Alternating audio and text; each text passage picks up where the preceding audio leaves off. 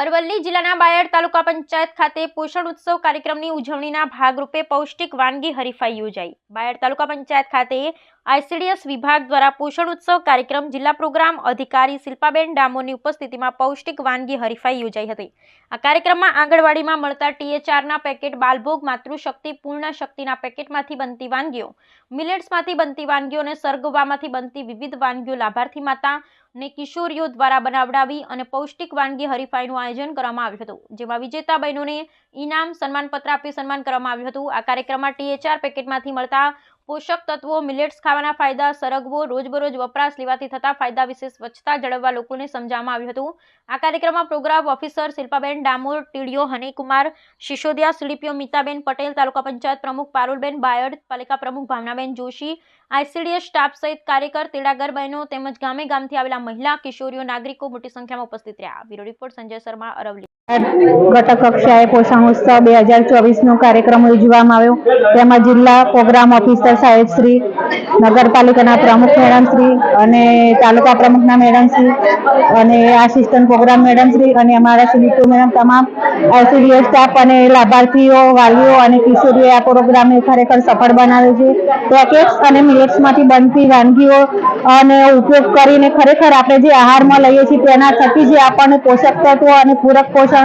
દ્વારા આપણું શરીર સ્વસ્થ રહે તે માટે આપણે સતત સરકારશ્રી પ્રયત્ન કરી રહ્યા છે અને આજનું બાળક આવતીકાલનું એક ઉજ્જવળ ભવિષ્ય બને તે માટે ખરેખર સરકાર આપણા માટે ચિંતિત છે અને આપણે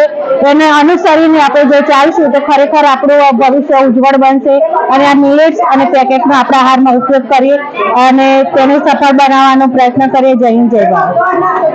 પોષણ ઉત્સવ 2024 અંતર્ગત બાલ શક્તિ, માતૃશક્તિ, પૂર્ણ શક્તિ, મિલેટ વિશે ઉપસ્થિત જિલ્લામાંથી પધારેલા શિલ્પાબેન ડામોર અને નગરપાલિકામાંથી પધારેલા ભાવનાબેન, આઈસીડીએસમાંથી મિતાબેન, શિલ્પાબેન અધ્યક્ષ, એ પ્રમાણે દરેક આઈસીડીએસની બહેનોનો સ્ટાફ અને કિશોરીઓ જે મિલેટ વિશે જે માહિતી આપી એ અંતર્ગત દરેક કિશોરીઓએ ધ્યાનમાં લઈ અને એ વિશે આગળ પ્રચાર પ્રસાર કરવો એ બદલ હું દરેક કિશોરીઓને આભાર વ્યક્ત કરીશ કે દરેક કિશોરીઓ આજે દરેક મેડમે જે તમને ભાષણ આપી અને જે સમજાય એનો સદુપયોગ કરજો, એનો દુરુપયોગ કોઈ કરતા નહીં।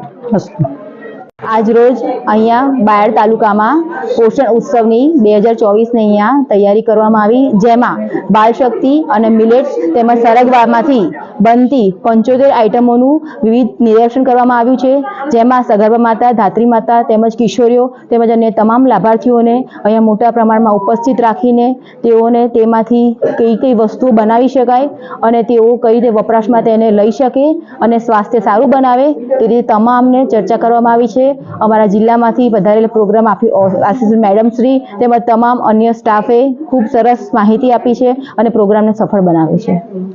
વંદે માતરમ। આઈસીડીએસ વિભાગ દ્વારા બાળ વિકાસ, મહિલા,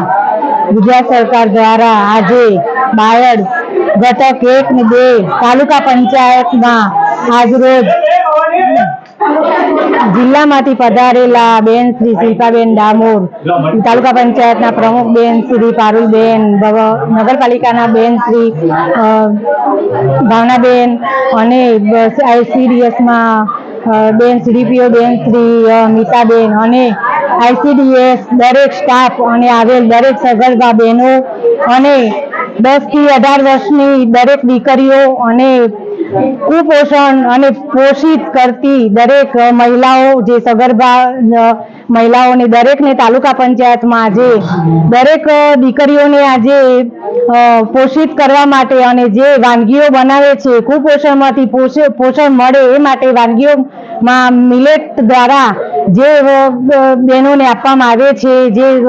પોષક તત્વો મળી રહે દરેકને, સગર્ભાને, મહિલાઓને, બાળાઓને, એ માટે આજે દરેક તાલુકા પંચાયતમાં આવડો મોટો કાર્યક્રમ થયો એ બદલ હું આઈસીડીએસ ને ખૂબ ખૂબ ધન્યતા અનુભવું છું અને દરેકને હું તાલુકા પંચાયત ઘટક 1, 2 ને હું આભાર વ્યક્ત કરું છું। જય હિન્દ, જય ભારત।